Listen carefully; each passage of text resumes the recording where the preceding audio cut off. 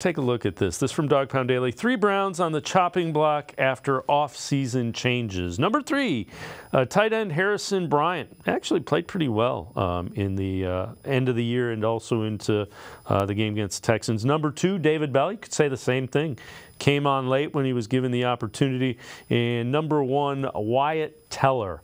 And I don't see that one. I think they want their interior of that line the way it is. I think they're going to do it. It's expensive without question, but you better do that if you're planning on making a deep run when you face the Ravens and the Steelers and the rest of the AFC.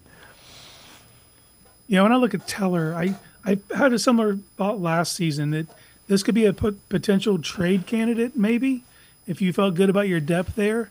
I don't know that they do necessarily with Dunn being a free agent as well. But he has a massive cap hit this year. And I could see them trying to restructure Teller. I could also see a scenario where if they're unable to restructure to try to recoup some of that money and cut him.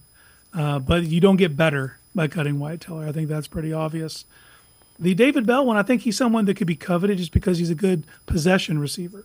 You know, he's not going to wow you with his athleticism, but he's going to be where he's supposed to be. He can find spots in zones, sit down, pull in third down catches. There's a role for that guy on the team. Now, the thing that could push him out is just an influx of talent. Right. You bring in more talent and he gets left out, so be it. That's may the best man win. And Harrison Bryant, this team just seems to like him. Even though he really doesn't even fit the mold they try to put him in, he's kind of undersized. He's not real strong. He's not that good of a blocker. Man tries hard, and he seems to catch crucial at times. He just gets open. You know, it's a weird combination. But I think that if you can get him on a cheap deal, I think they try to keep him around.